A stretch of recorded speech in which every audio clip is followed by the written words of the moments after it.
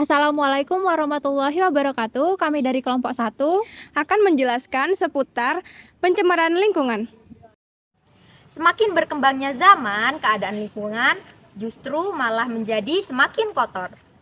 Pencemaran lingkungan banyak dipengaruhi oleh produktivitas yang dilakukan oleh manusia. Banyak manusia yang belum menyadari akan bahayanya terjadinya pencemaran ini. Bahaya yang dapat sering dirasakan oleh adanya pencemaran lingkungan adalah kesehatan manusia yang sering kali terganggu. Pencemaran lingkungan hidup adalah masuknya atau dimasukkannya makhluk hidup, zat energi, atau komponen lain ke dalam lingkungan hidup oleh kegiatan manusia sehingga kualitasnya turun sampai ke tingkat tertentu yang menyebabkan lingkungan hidup tidak dapat berfungsi sesuai dengan peruntukannya. Pencemaran tersebut juga disebut dengan polusi yang terjadi karena adanya polutan atau bahan pencemar yang dapat mengganggu keseimbangan lingkungan. Yang pertama yaitu pencemaran udara.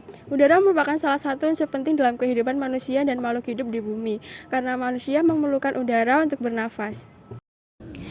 Air memegang peranan penting dalam kehidupan manusia dan makhluk hidup lainnya.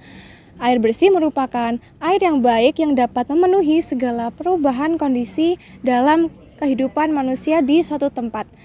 Pencemaran air adalah perubahan kondisi suatu tempat penampungan air seperti danau, sungai, laut, dan air tanah akibat aktivitas manusia.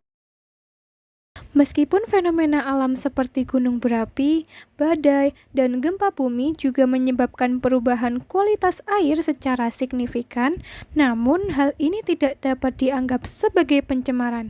Pencemaran air dapat disebabkan oleh berbagai sebab dan mempunyai karakteristik yang berbeda-beda. Pencemaran air dapat berasal dari limbah industri, limbah rumah tangga, limbah pertanian, dan juga limbah pertambangan. Pencemaran tanah adalah suatu kondisi masuknya bahan-bahan kimia buatan manusia dan mengubah lingkungan alami tanah.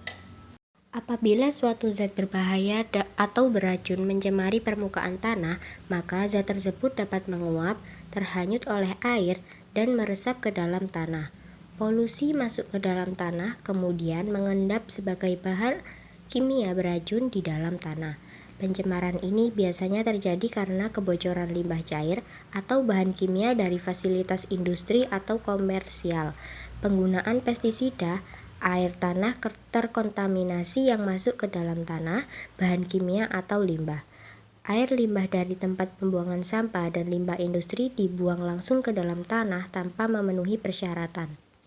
Banyak aktivitas sehari-hari yang tanpa disadari menjadi faktor rusaknya lingkungan. Di antaranya, yang pertama yaitu penggunaan kantong plastik secara masif. Yang kedua, pembuangan sampah dan limbah deterjen ke sungai. Yang ketiga, penggunaan AC berlebih. Keempat, pembuangan limbah elektronik tidak sesuai aturan. Yang kelima, pembakaran hutan. Yang keenam, penggunaan kendaraan pribadi sehingga menimbulkan lebih banyak polusi.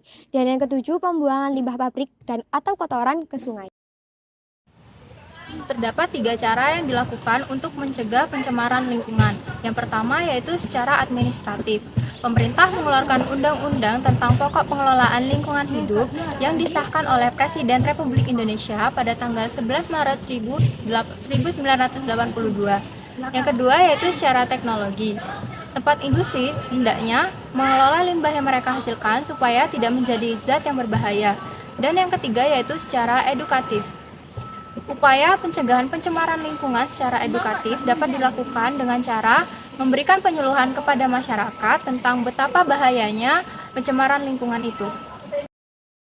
Peran manusia dalam menjaga lingkungan, yang pertama pengelolaan sampah, yang kedua konservasi sumber daya alam, yang ketiga pengurangan jejak karbon, yang keempat konservasi ekosistem, yang kelima penggunaan produk ramah lingkungan, dan yang keenam pengelolaan air dan limbah. Sebagai manusia, hendaknya kita menjaga, melindungi, dan melestarikan lingkungan yang ada di sekitar kita supaya tidak terjadi pencemaran lingkungan. Sekian penjelasan mengenai pencemaran lingkungan dari kelompok 1. Semoga bermanfaat. Terima kasih dan wassalamualaikum warahmatullahi wabarakatuh.